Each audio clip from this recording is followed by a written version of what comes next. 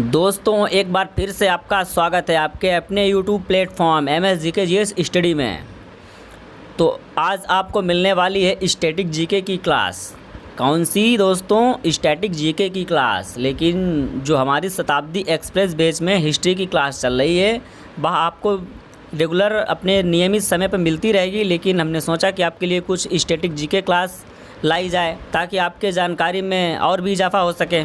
तो आइए देखते हैं आज क्या पढ़ने को मिलेगा हमें स्टैटिक जीके में, एक बार देख लेते हैं ज़रा। तो देखिए दोस्तों, स्टैटिक जीके में आज आपको मिलेगा प्रमुख मेले व त्यौहार, प्रमुख दिवस, प्रमुख नृत्य, भारत में प्रमुख पार्क और प्रमुख मंदिर के बारे में। यहाँ से आपके जो भी एग्ज़ाम में प्रश्न बनते हैं यहाँ से आपके छूटेंगे नहीं, ये मैं वादा करता हूँ आपसे, क्योंकि अगर आपने पूरी क्लास देख ली तो यहाँ से प्रश्न छूटने वाले नहीं हैं। और दोस्तों आपसे एक विनती करना चाहता हूँ कि आप लोग इस क्लास को अंत तक नहीं देखते हैं। ऐसा किस लिए भाई? हाँ, क्या क्लास अच्छी नहीं लगती है? तो मैं आपसे आशा करता हूँ कि आप लोग प्लीज़ क्लास को पूरा देखा करें, तभी आपके समझ में आएगा। तो ध्यान रखिएगा कि क्लास को पूरा देखना है भाई, अधूरा मत छोड़ा करो किसी काम को। हाँ, तो चलिए दोस्तों तब तक क्लास को शुरू करते हैं, लेकिन उससे पहले आप लोग एक काम कर दीजिएगा, और क्या काम है वो आप लोग जानते हैं। सबसे पहले क्या करना है आपको भाई, अपने यार और मित्रों के पास इस सेशन को फटाफट शेयर कर दीजिएगा ताकि वो भी इस सेशन का हिस्सा बन सकें और कहेंगे कि हाँ वाह भाई मज़ा आ गया आज की क्लास में। और अभी तक आपने इस सेशन को लाइक नहीं किया तो प्लीज़ इस सेशन को लाइक कर दीजिएगा, और अगर चैनल पर नया है तो चैनल को सब्सक्राइब ज़रूर कर लीजिएगा। तो चलिए क्लास को करते हैं शुरू।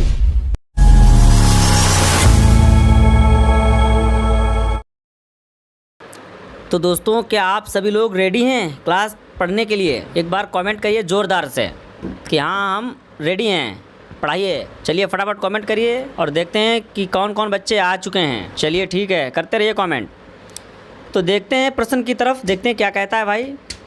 जो पहला प्रश्न है आज का, देखिए ज़रा क्या कहता है कि असम के किस शहर में हर वर्ष चाय महोत्सव मनाया जाता है? जोरहाट, गुवाहाटी में, डिब्रूगढ़ में या फिर सिलचर में? एक बार क्वेश्चन को ध्यान से पढ़िएगा। क्या कह रहा है कि जो असम है वहाँ के किस शहर में जो हर वर्ष चाय का महोत्सव मनाया जाता है? समझ रहे हैं आप लोग? यानी जो चाय महोत्सव है वो हर वर्ष मनाया जाता है, असम के किस शहर में मनाया जाता है आप लोगों को बताना है दोस्तों। तो वह कौन सा शहर है जिसमें असम के चाय महोत्सव हर वर्ष मनाया जाता है? बताएँ आपको? चलिए बताते हैं। तो दोस्तों जोरहाट जो है, तो दोस्तों जोरहाट यानी option A is the right answer. यानी जो असम का जोरहाट शहर है वहाँ हर वर्ष चाय का महोत्सव मनाया जाता है। और दोस्तों आपको असम के बारे में थोड़ी सी और जानकारी दे दें कि यहाँ और अन्य उत्सव मनाए जाते हैं, जैसे कि वैसागु उत्सव, मी दम मी फी वैखो आदि यह उत्सव मनाए जाते हैं। और भी असम में बहुत प्रकार के महोत्सव मनाए जाते हैं। और बता दें आपको, ये ऑप्शन बी में दे रखा है गुवाहाटी। तो आपको जान लेना है कि असम राज्य का सबसे बड़ा शहर है ये, और यहीं पे क्या है, कामाख्या देवी मंदिर, यानी कामाख्या देवी मंदिर के लिए यह प्रसिद्ध है। ठीक है, अच्छा भाई। और डिब्रूगढ़ की बात करें तो डिब्रूगढ़ में क्या है, जो डिब्रूगढ़ है वह असम राज्य का ज़िला है जो अपने पर्यटनों के लिए बहुत ही फेमस है। समझ रहे हैं? और कुछ लोग कह रहे होंगे कि सर एक प्रश्न में बहुत समय लगा दिया। अरे भाई देखिए, वो मज़ा नहीं आता है पढ़ने में कि अगर प्रश्न को पढ़ा और फटाक से आंसर मारा और आगे बढ़ दिए, इसमें क्या आपको कोई अच्छी जानकारी मिल पाएगी? बिल्कुल नहीं मिल पाएगी। और हम आपसे एक बात साझा करना चाह रहे हैं दोस्तों कि देखिए होता क्या है कि एजुकेशन से रिलेटेड जो लोग होते हैं बहुत ही कम होते हैं, क्योंकि एजुकेशन पढ़ने में उन्हें मज़ा ही नहीं आता है। और अगर वहीं नाच गाना चल रहा तो अरे फिर क्या कहना, दिन भर लगे रहेंगे वहीं, फिर नहीं उन्हें पता चलेगा कि टाइम क्या होता है। और अगर वहीं बात करें पढ़ाई की तो पढ़ाई में आपको पता नहीं क्या हो जाता है, क्लास तक नहीं पूरी देखते हैं आप लोग, ये बड़ी गलत बात है। तो पढ़ाई पर ज़्यादा ध्यान देना है, ना कि इधर उधर। आई होप आप लोग समझ चुके होंगे कि हम क्या कहना चाहते हैं। तो चलिए देखते हैं अगले प्रश्न की तरफ, देखते हैं क्या कहता है। देखिए हिमाचल प्रदेश का जो डोंगरी उत्सव है वह मुख्य रूप से किस समुदाय से जुड़ा हुआ है? प्रश्न को बहुत ही ध्यान से पढ़िएगा, प्यार से पढ़िएगा, मोहब्बत से पढ़िएगा, तभी आपको आंसर बताना है। जल्दबाजी में कोई भी आंसर नहीं बताना है, और ज़्यादा से ज़्यादा प्रयास करें कि एकदम सटीक आंसर देने का प्रयास करें आप लोग, तभी मज़ा आएगा पढ़ने में। ये नहीं कि बस मारते रहे अंधी, बस चलो तुक्का लगा रहे हैं, तुक्का मत लगाना है, हैं एकदम सटीक जानकारी देना है बिल्कुल। देखिए क्या कहता है कि हिमाचल प्रदेश का जो डोंगरी उत्सव है वह मुख्य रूप से किस समुदाय से जुड़ा हुआ है, यह आपको बताना है। बौद्ध धर्म से, समझ रहे हैं, या फिर सिख से, हिंदू से, या फिर मुसलमान से। चलिए बताइए, और क्या भाई कमेंट वगैरह करिए। हाँ, इतना सन्नाटा, मज़ा नहीं आ रहा फिर भाई। हाँ, कैसे काम चलेगा। चलिए फटाफट कमेंट मारिए और आंसर बताइए। देखो ये देखिए, एक दो बच्चे बता रहे हैं, एकदम सही है भाई, लगे रहिए, मज़ा करिए, आपकी तैयारी मस्त चल रही है एकदम। तो दोस्तों, जो हिमाचल प्रदेश का डोंगरी उत्सव है वह मुख्य रूप से बौद्ध, गलत बता रहे हैं आप लोग, हिंदू धर्म से जुड़ा है। एक दो बच्चे सही बता रहे हैं, बाकी गलत बता रहे हैं। किस धर्म से जुड़ा हुआ है, किस समुदाय से जुड़ा है, हिंदू से। समझ रहे हैं आप लोग, यानी option C is the right answer.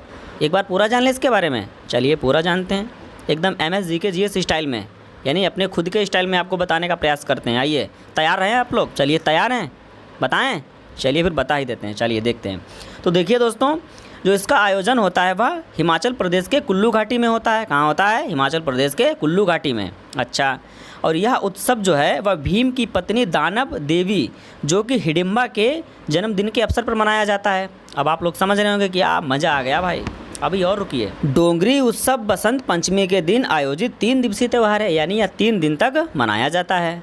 समझ रहे हैं आप लोग। अच्छा भाई, बिल्कुल समझ रहे होंगे। और इसे हिडिंबा देवी मेले के रूप में भी जाना जाता है, जो कि हमने अभी बताया था आपको। देवी हिडिंबा जो थी, उनकी जन्मदिन के अवसर पर मनाया जाता है। ठीक है भाई, एकदम। और दोस्तों, जम्मू कश्मीर में इसे गोपा उत्सव के रूप में माना जाता है, यानी जो जम्मू कश्मीर है वहाँ इसे गोपा उत्सव के रूप में भी जाना जाता है। अब बताइए आप हमें कि एकदम जानकारी कैसी लगी आपको भाई, और क्या लग रहा है आपको कि MS GK GS पढ़ाने का स्टाइल कैसा लगा आपको। एकदम मज़ा आ गया होगा, दिल गार्डन हो गया होगा आपका।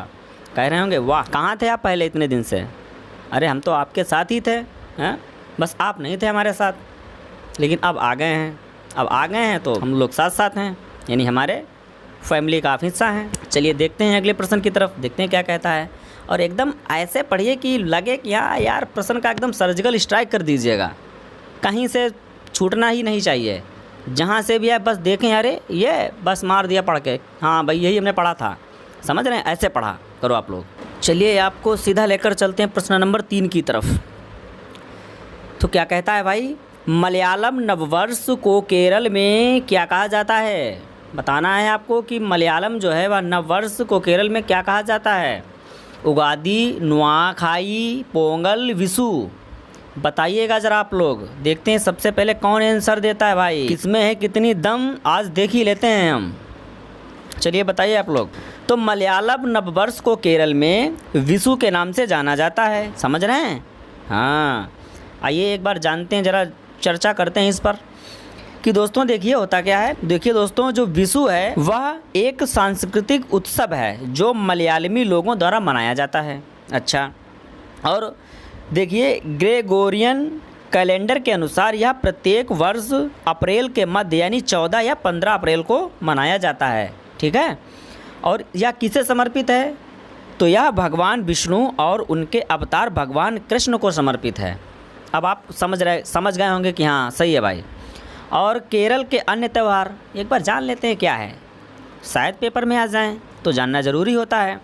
तो चलिए केरल के अन्य त्यौहार कौन कौन से हैं, जैसे कि ओणम है तो फेमस है भाई, तिरुवातिरा, मकरविकुल्लू महोत्सव, ठीक है, और मकर संक्रांति पर आयोजित है, और त्रिशूर पूरम आदि त्यौहार हैं। और भी बहुत सारे हैं, लेकिन ये मुख्य हैं, ये आपको जानना ही चाहिए। समझ रहे हैं। ठीक है, चलिए देखते हैं अगले प्रश्न की तरफ। तो हॉर्नबिल महोत्सव कितने दिनों के लिए आयोजित किया जाता है, यह आपको बताना है। 5 दिनों के लिए, 10 दिनों के लिए, 15 दिनों के लिए, या फिर 17 दिनों के लिए बताना है आपको। तो दोस्तों हॉर्नबिल जो महोत्सव है वह 10 दिनों के लिए आयोजित किया जाता है, यानी option B is the right answer. और आइए जानते हैं हॉर्नबिल महोत्सव के बारे में। तो देखिए होता क्या है कि जो हॉर्नबिल महोत्सव है यह प्रत्येक वर्ष 1 से 10 दिसंबर तक मनाया जाता है, यानी यह 10 दिन तक मनाया जाने वाला महोत्सव है। और आपको बता दें कि यह मनाया कहाँ जाता है दोस्तों, तो यह नागालैंड में मनाया जाता है। कहाँ मनाया जाता है, नागालैंड में मनाया जाता है। और नागालैंड की लगभग हर एक, यानी जो नागालैंड की हर एक जनजाति इस त्यौहार में या इस महोत्सव में भाग लेती है, यह भी आपको ध्यान रखना होगा। अच्छा, और यह हॉर्नबिल महोत्सव जो है यह हॉर्नबिल पक्षी के नाम पर रखा गया है। समझ रहे हैं, यानी जो हॉर्नबिल पक्षी होता है उसी के नाम पर इस महोत्सव का नाम रखा गया है। यह जानकारी आपको जरूर याद रखनी ही पड़ेगी, इसके बिना काम नहीं चलेगा। और दोस्तों, इस त्यौहार को त्योहारों का त्यौहार भी कहा जाता है। यह बहुत ही ज़रूरी बात है, यह इसको ध्यान रख लीजिएगा एकदम। क्या? यह त्यौहार जो है वह त्योहारों का त्यौहार भी कहा जाता है। और आपको बता दें, आपकी जानकारी में और इजाफा करते हुए बताएं आपको कि जो नागालैंड है उसे त्योहारों की भूमि भी कहा जाता है। समझ रहे हैं? ठीक है, चलिए देखते हैं प्रश्न नंबर 5 की तरफ। लेकिन ये भाई देखकर अच्छा नहीं लग रहा है, हाँ, कि लाइक इतना आंकड़ा कम है। हाँ, बार बार कहते भी रहते हैं हम, फिर भी आप लोग नहीं करते हैं। ये गलत बात भाई है, ये अच्छा नहीं लगता है बार बार कहना। तो आप सेशन को शुरू होने से पहले ही लाइक कर दिया करें, मतलब जब तक हम क्वेश्चन लाएं स्क्रीन पर उससे पहले आप लोग लाइक, सब्सक्राइब और शेयर, कमेंट वगैरह करना शुरू कर दीजिए। इससे हमें यह मिलता है कि, बाकी मिलता कुछ नहीं है, इससे हमें यह महसूस होता है कि हाँ आप लोग क्लास में आए हैं और आप लोग लाइक कर रहे हैं, तो उससे हमें अच्छा लगता है कि हाँ हम सही पढ़ा रहे हैं। हमारे अंदर एनर्जी आ जाती है जब आप लोग एक लाइक करते हैं। समझ रहे हैं? तो इसलिए लाइक करना बहुत ज़रूरी है आपके लिए, बाकी मिलता कुछ नहीं इससे है। जानते हैं आप लोग? नहीं जानते हैं? ये हमारे लिए ज़रूरी है और आपके लिए भी ज़रूरी है, क्योंकि आप लाइक करेंगे, सब्सक्राइब करेंगे, शेयर करेंगे, ज़्यादा से ज़्यादा लोग जुड़ेंगे तो हमें और पढ़ाने में मज़ा आएगा, हम और बेहतरीन तरीके से आपको बताने का प्रयास करेंगे। तो इसलिए कहते हैं बाबू और बबुनी भी, लाइक, सब्सक्राइब, कमेंट, शेयर आपको करना चाहिए तो करना चाहिए। कर दिया होगा? प्यारे बच्चे हैं हमारे, कर दिया होगा? कर दिया है भाई। ठीक, चलिए देखते हैं। निम्नलिखित में से किसे तमिलनाडु के नव वर्ष के रूप में मनाया जाता है? प्रश्न को ध्यान से पढ़िएगा दोस्तों, कि निम्नलिखित में से किसे तमिलनाडु के नववर्ष के रूप में मनाया जाता है? उगादि को, पोंगल को, पुथंडू को, ओणम को। बताना है आपको क्या रहने वाले प्रश्न का सही आंसर। चलिए हम बताते हैं आपको। परेशान बिल्कुल नहीं होना है, आराम से पढ़ना है, मज़े से पढ़ना है और ध्यान से पढ़ना है। टाइम टू टाइम रिवीजन भी करना है, रिवीजन बहुत ज़रूरी होता है। समझ गए होंगे आप लोग? बिल्कुल समझ गए होंगे, सब समझदार हैं यहाँ। तो जो तमिलनाडु में नववर्ष के रूप में मनाया जाने वाला जो पर्व है वह पुथंडू है। क्या है? पुथंडू, यानी option C is the right answer. और जानते हैं ज़रा कि तमिल में या तमिल कैलेंडर चिथिरई के पहले दिन ही तमिल नववर्ष पुथंडू मनाया जाता है। जानकारी मिल गई होगी आपको। अच्छा, यह माह सामान्यतः 14 अप्रैल से शुरू होता है। ठीक है, 14 अप्रैल से शुरू होता है। अच्छा, ऑप्शन में और भी जानना है? चलिए और बताते हैं आपको। पोंगल कहाँ मनाया जाता है भाई? तो पोंगल भारत व श्रीलंका में जो तमिलों द्वारा मनाया जाने वाला त्यौहार है। सिंपल सा है, कोई बात नहीं। चलिए, अच्छा, उगादि, उगादि भी तो है। तो उगादि त्यौहार आंध्र प्रदेश, तेलंगाना व कर्नाटक राज्य में मनाया जाता है। चलिए ठीक है भाई। ओणम, ओणम तो सबको पता है कि केरल में मनाया जाता है और यह फसल के लिए समर्पित त्यौहार है। तो आपने देखिए सर्जिकल स्ट्राइक कर दिया, इसका एकदम ऑपरेशन कर दिया बिल्कुल। हाँ, चलिए देखते हैं नेक्स्ट प्रश्न की तरफ। याओ सांग उत्सव भारत के किस राज्य में मनाया जाता है? क्वेश्चन को एक बार फिर से पढ़ेंगे। याओ सांग उत्सव जो है वो भारत के किस राज्य में मनाया जाता है? उत्तर प्रदेश में, मणिपुर में, तमिलनाडु में या फिर राजस्थान में? यह बताना है आपको और आपके लिए हम कुछ समय देते हैं बताने के लिए। चलिए प्रयास करें आप लोग। तो आपका समय अब होता है समाप्त। तो दोस्तों, याओ सांग उत्सव जो है वो भारत के मणिपुर राज्य में मनाया जाता है, यानी option B is the right answer है। यह आप ध्यान रखेंगे। अच्छा, आइए ज़रा जान लेते हैं आयो सांग उत्सव के बारे में। तो दोस्तों देखिए, होता क्या है, जो आयो सांग उत्सव है यह भारत के मणिपुर राज्य से संबंधित है। या तो आपको पता है, अभी हमने आपको बताया, ठीक है। और यह मणिपुर राज्य में फागुन यानी फरवरी और मार्च की पूर्णिमा के दिन मनाया जाता है। समझ रहे हैं? अच्छा, यह कितने दिन तक चलता है? तो दोस्तों यह 5 दिवसीय कार्यक्रम है, यानी 5 दिन तक मनाया जाता है। तो यह थी इसके बारे में जानकारी। आपको कैसी लगी भाई? अच्छी लगी होगी शायद। शायद का बिल्कुल अच्छी लगी है भाई, अब बता नहीं रहे हैं। अच्छा, और कुछ जानना है इसके बारे में? आगे चलें? चलिए आगे चलते हैं।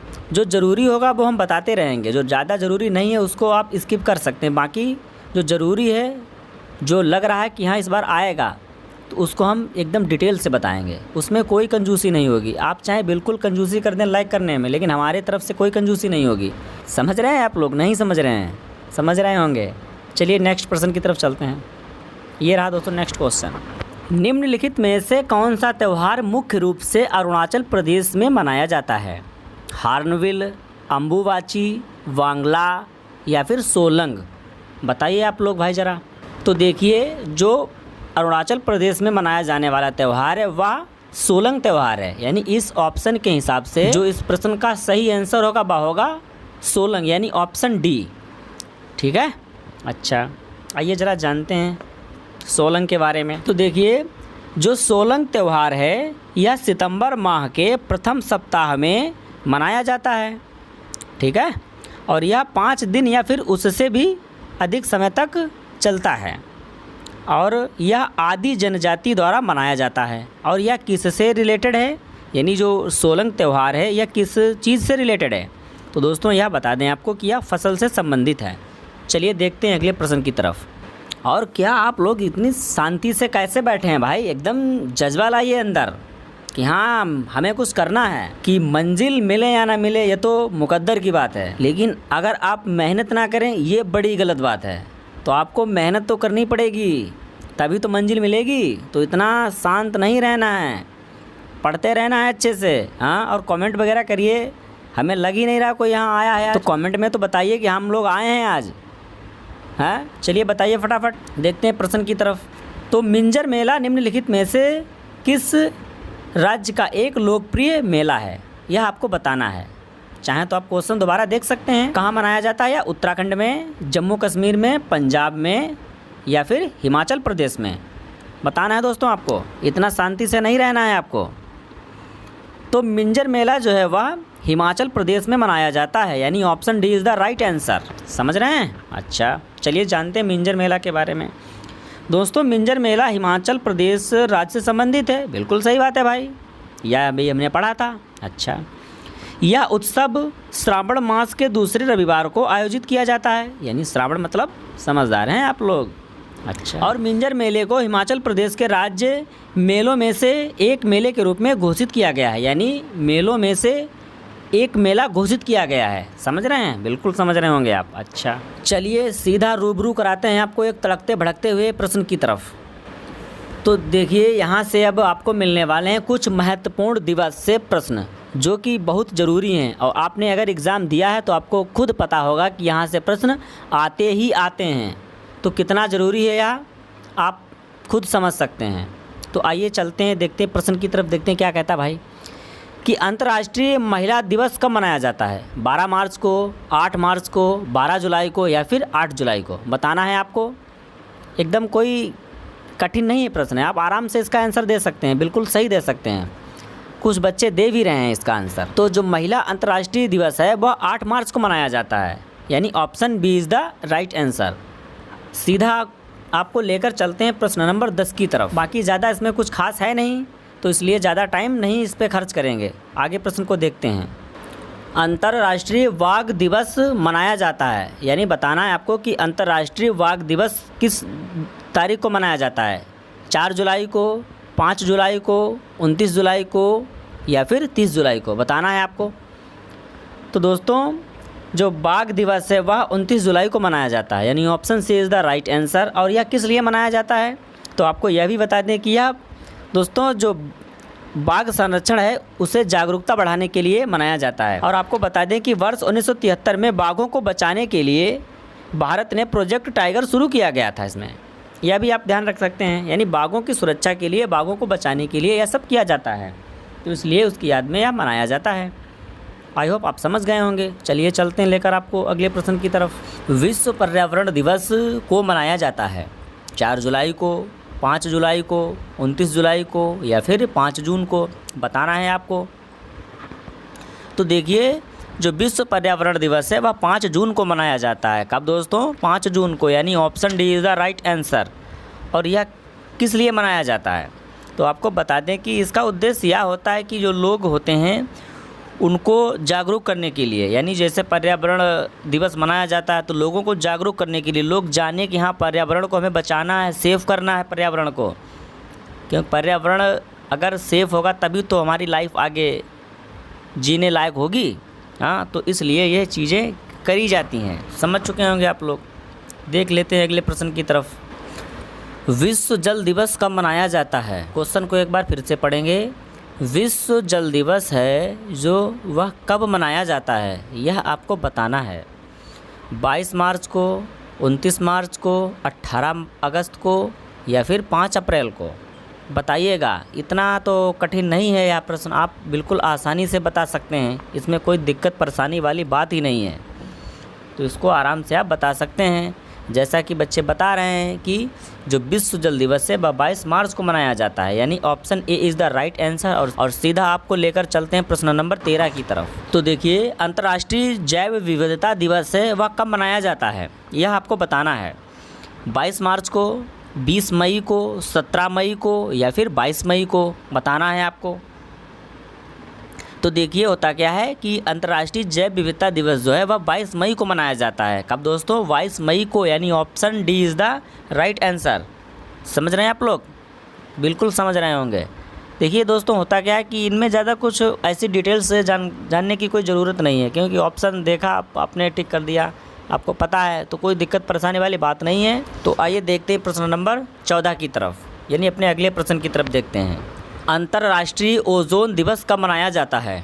2 अक्टूबर को, 31 अक्टूबर को, 16 सितंबर को, 20 नवंबर को बताना है आपको भाई कि जो ओजोन दिवस है वह कब मनाया जाता है। तो देखिए, जो अंतर्राष्ट्रीय ओजोन दिवस है वह 16 सितंबर को मनाया जाता है। कब मनाया जाता है? 16 सितंबर को मनाया जाता है, यानी option C is the right answer. और आपको बता दें कि जो विश्व ओजोन दिवस है यह 16 सितंबर को तो मनाया जाता था, लेकिन कब से इसकी शुरुआत हुई थी? तो 1987 में। कब हुई थी? 1987 में। और यह मॉन्ट्रियल प्रोटोकॉल पर हस्ताक्षर की स्मृति दिवस है, जो कि एक महत्वपूर्ण अंतर्राष्ट्रीय संधि है। यह आपको ध्यान रखना होगा। समझ में आया या फिर नहीं? आ गया होगा, आई होप। मेरे हिसाब से आपके समझ में आ गया होगा। चलिए देखते हैं प्रश्न नंबर 15 की तरफ। तो देखिए दोस्तों, यहाँ से आपको प्रश्न मिलने वाले हैं भारतीय लोक नृत्य एवं शास्त्रीय नृत्य से। तो इसके लिए आप तैयार हैं क्या? और इतना भाई सन्नाटा अच्छा नहीं लगता है, हाँ? एकदम मज़ा नहीं आ रहा है। कमेंट वगैरह करते रहिए आप लोग। देखिए कितनी अच्छी क्लास लग रही है, हाँ? ऐसे नहीं अच्छा लग रहा है। चलिए प्रश्न को पढ़ते हैं एक बार कि जो राउत नृत्य है वह निम्न में से किस राज्य में प्रसिद्ध है, बताना है आपको।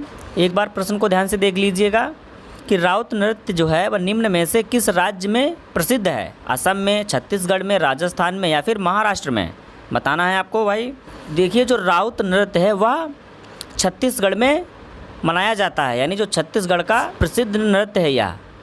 कौन सा? राउत नृत्य। अच्छा, और जान लीजिए ज़रा कि जो राउत नाच है वह छत्तीसगढ़ के आदिवासी समुदाय मुख्यतः यदुवंशियों द्वारा किया जाता है, यानी जो वहाँ के यदुवंशी लोग हैं उनके द्वारा यह किया जाता है। अच्छा, यह नृत्य दीपावली के बाद देव उठनी एकादशी के दौरान किया जाता है। यह भी आपको याद रखना होगा, इसके बिना काम नहीं चलने वाला है।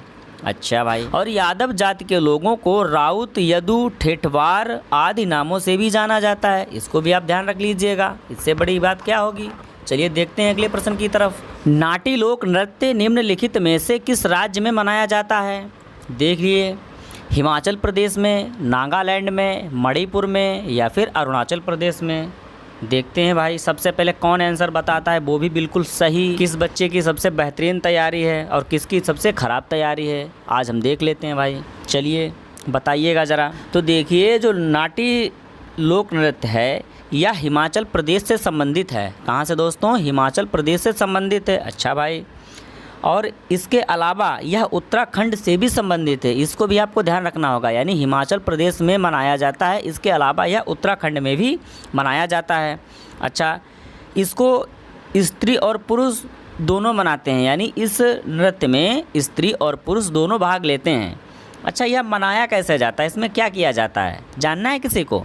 जानना है तो भाई बताइए ज़रा। हमें जानना है, चलो बताते हैं हम इसमें क्या किया जाता है। देखिए, जो नाटी नृत्य है इसमें ढोल, नगाड़ा और शहनाई आदि का प्रयोग किया जाता है, यानी जो आप कह सकते हैं कि इसमें ढोल बजाया जाता है, नगाड़ा बजाया जाता है और शहनाई का भी प्रयोग किया जाता है।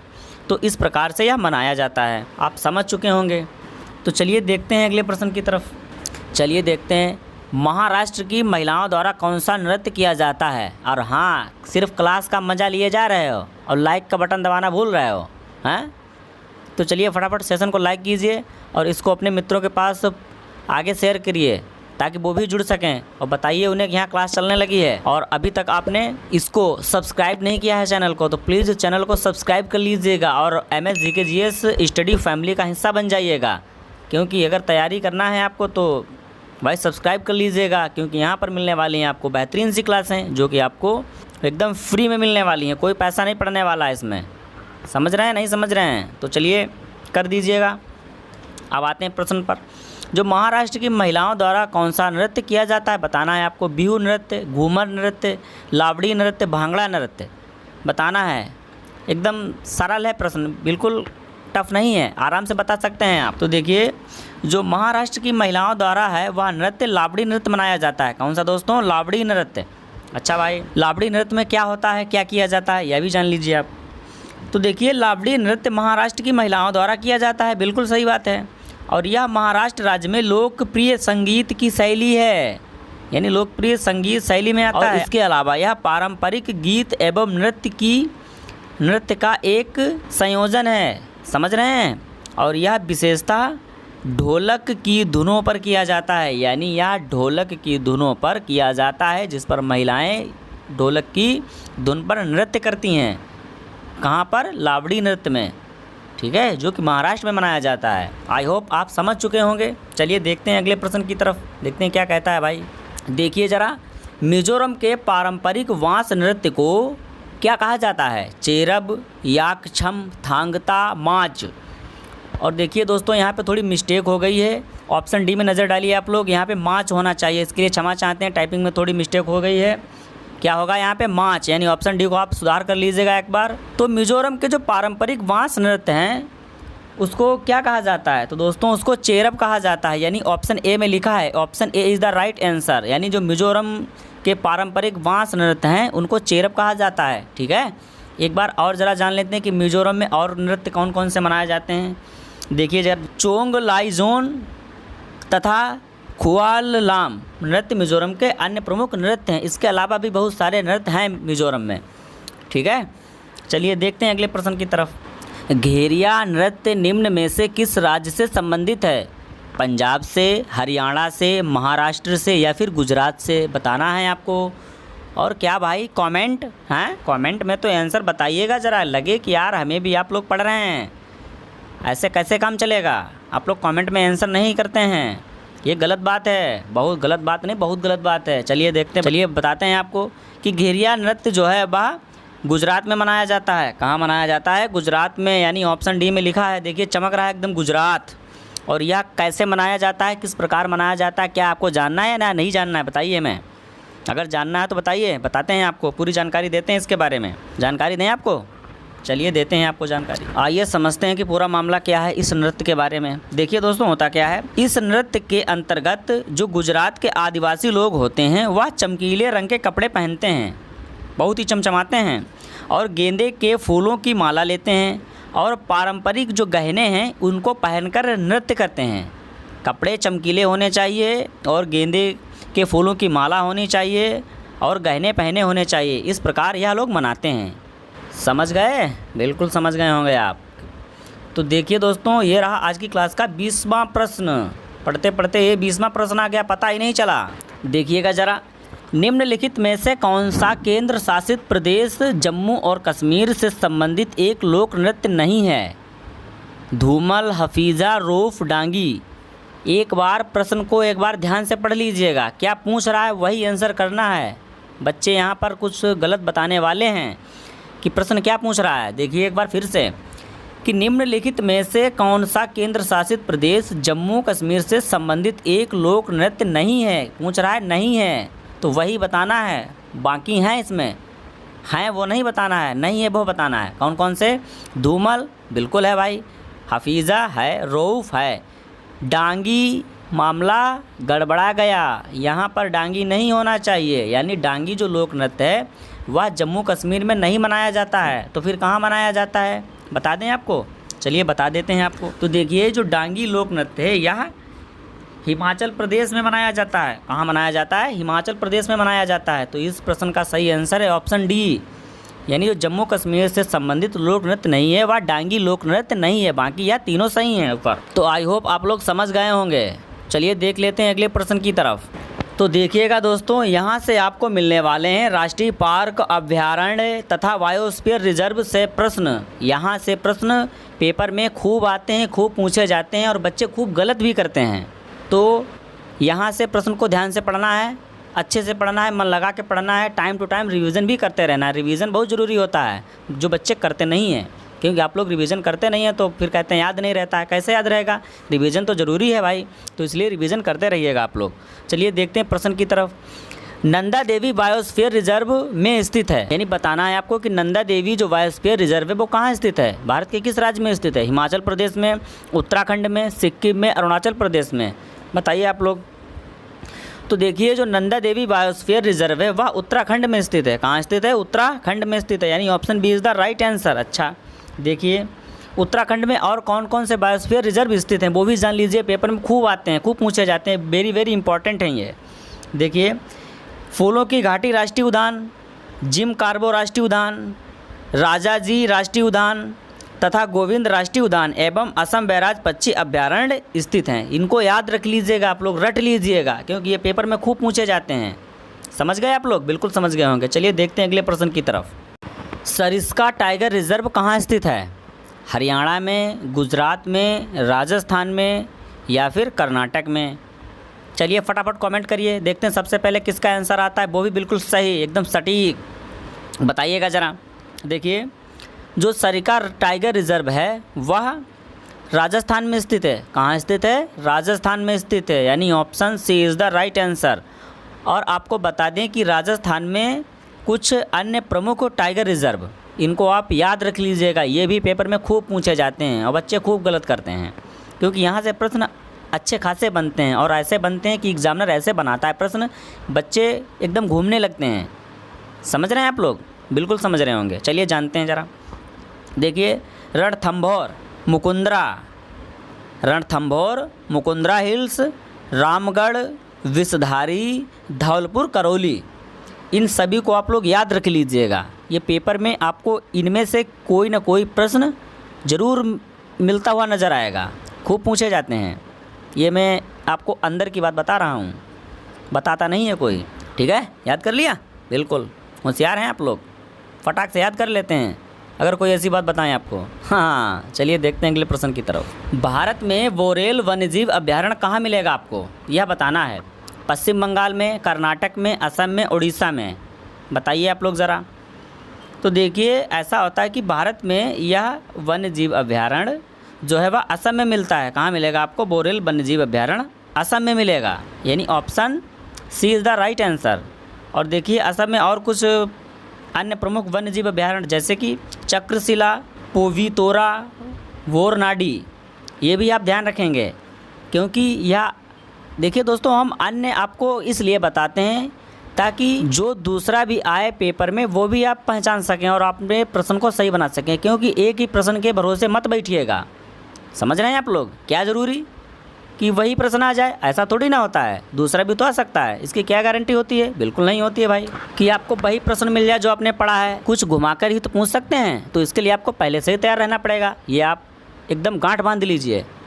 इसको समझ लिया तो आपने समझ लीजिए बहुत कुछ समझ लिया, तो इसलिए इसको समझना बहुत ज़रूरी है। ठीक है, चलिए देखते हैं अगले प्रश्न की तरफ।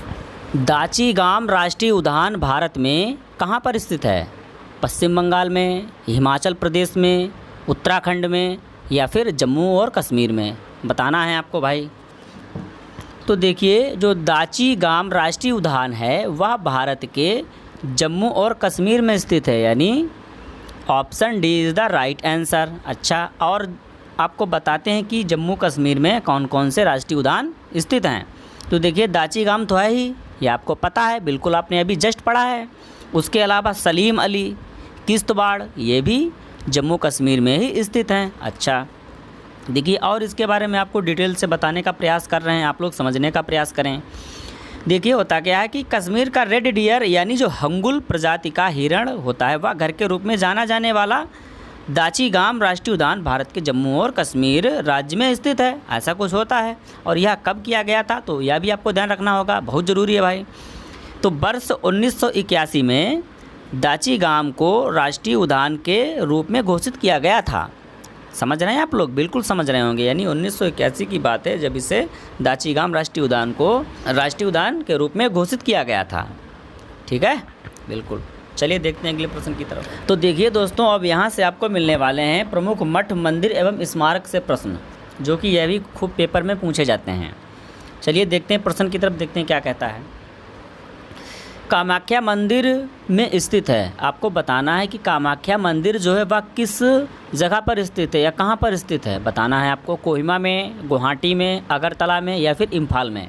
बताइए दोस्तों, फटाफट कमेंट करिए, देखते हैं सबसे पहले कौन आंसर करता है भाई। चलिए बताते हैं आपको भाई, आप लोग तो बता नहीं रहे हैं।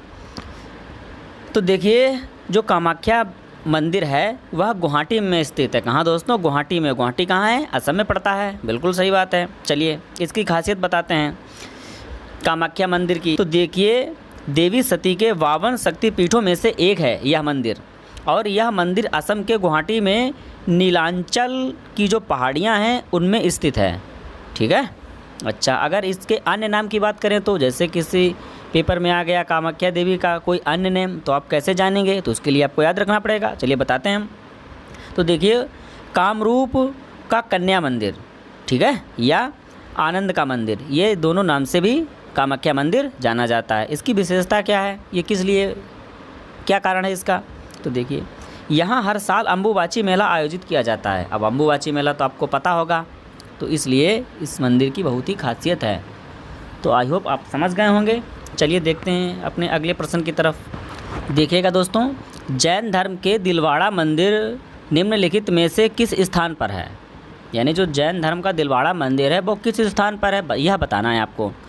माउंट आबू, भुवनेश्वर, इंदौर, जयपुर में। बताइए कहाँ पर स्थित है। चलिए बताते हैं आपको। जो जैन धर्म के दिलवाड़ा मंदिर है वह माउंट आबू में स्थित है। कहाँ स्थित है? माउंट आबू में। और आइए जान लेते हैं माउंट आबू के बारे में, आखिर है क्या ये, हाँ, कैसा मंदिर है।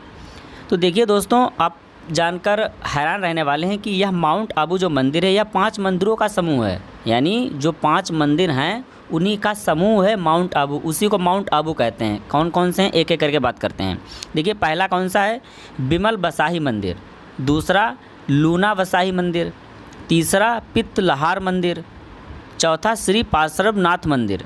और 5वां है श्री महावीर स्वामी मंदिर। इन 5 मंदिर के समूहों को ही माउंट आबू मंदिर कहते हैं या उसी के नाम से जानते हैं। अच्छा, यह स्थित कहाँ है? अभी आपको बताया था माउंट आबू में। का यह है कहाँ? तो यह राजस्थान में है। ठीक है, अच्छा। यह मंदिर जैन तीर्थकारों को समर्पित है। बिल्कुल सही बात है भाई। अच्छा, इनके प्रथम जैन तीर्थकार कौन थे? श्रसभेद थे। कौन थे? श्रसभेद थे। और अंतिम भी पूछा जाता है खूब, तो यह भी आपको ध्यान रखना होगा, महावीर स्वामी थे। अंतिम महावीर स्वामी थे और पहले ऋषभवेद थे। ठीक है, तो आपको समझ में आ गया होगा, पूरी जानकारी एकदम डिटेल से। चलिए देखते हैं अगले प्रश्न की तरफ। सौर मंदिर भारत के किस राज्य में स्थित है? तमिलनाडु में, महाराष्ट्र में, उड़ीसा में या फिर केरल में। बताना है आपको कि जो सौर मंदिर है वो भारत के किस राज्य में स्थित है, यह बताना है। चलिए देखते हैं कौन बताता है। तो देखिए, सौर मंदिर जो है वह भारत के तमिलनाडु राज्य में स्थित है। कहाँ दोस्तों? भारत के तमिलनाडु राज्य में स्थित है, यानी option A is the right answer. अच्छा, जान लेते हैं ज़रा इसके बारे में। तो यह पहले तो आपको ध्यान रखना है कि यह एक रॉक कट संरचना है, यानी यह एक रॉक कट मंदिर है, यह आपको ध्यान रखना होगा। ठीक है, और यह मंदिर भगवान शिव और भगवान श्री हरि विष्णु को समर्पित है, यह भी आपको ध्यान रखना होगा। बाकी इसके बारे में ज़्यादा जानने की ज़रूरत नहीं है। अगर वही निर्माण की बात करें तो पल्लव राजा नरसिंह वर्मन द्वितीय ने बनवाया था इसको। ठीक है, चलिए देखते हैं अगले प्रश्न की तरफ, देखते क्या कहता है। देवगढ़ का दशावतार मंदिर कहाँ पर स्थित है? उत्तर प्रदेश में, महाराष्ट्र में, मध्य प्रदेश में या फिर राजस्थान में। बताइए आप लोग। चलिए मैं ही आपको जल्दी में बताता हूँ। अरे भाई जल्दी किस बात की है, आराम से टाइम लीजिए अपना, फिर बताते हैं आपको। तो देखिएगा, जो देवगढ़ का दशावतार मंदिर है वह उत्तर प्रदेश में स्थित है। और उत्तर प्रदेश के कहाँ पर स्थित है ये भी जानना है। चलिए बता देंगे आपको इसी में अभी। तो देखिए, देवगढ़ का दशावतार मंदिर देवगढ़ ललितपुर उत्तर प्रदेश में स्थित है, यानी यह ललितपुर में स्थित है। अच्छा, इसका निर्माण 6वीं शताब्दी में गुप्त राजाओं द्वारा हुआ था, यानी 6वीं शताब्दी में इसका निर्माण हुआ था। और यह मंदिर ईंट और पत्थरों से निर्मित है। और अगर इस मंदिर के बारे में बात करें तो यह मंदिर भगवान विष्णु को समर्पित है। और यह मंदिर भगवान विष्णु के 10 अवतारों और उनसे संबंधित कहानियों का वर्णन कराता है। ऐसा भी आप मान के चल सकते हैं, यानी जो भगवान विष्णु के 10 अवतार हैं उनसे रिलेटेड है यह मंदिर, उनकी कहानियों के बारे में यह जानकारी देता है, यह हमें बताता है।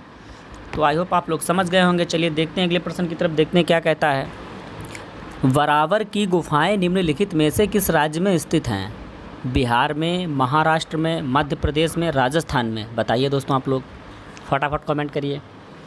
तो देखिए जो है वरावर की गुफाएं जो हैं वह बिहार में स्थित हैं। अब आपको ऐसे याद रखना है, जैसे बा से होता है बराबर, बा से होता है बिहार, यानी दोनों आपस में अक्षर मैच कर रहे हैं, तो यह आपको ट्रिक लगा लेनी है, कोई दिक्कत वाली बात नहीं है, तो आराम से याद हो जाएगा। ठीक है, तो चलिए दोस्तों चलते हैं आज के अपने अंतिम प्रश्न की तरफ, प्रश्न नंबर 30 की तरफ। देखते हैं क्या कहता है। प्राचीन काल लाड खान नामक मंदिर किस स्थान पर स्थित है? सांची में, एलिफेंटा में, एलोरा में, एहोल में? बताना है आपको।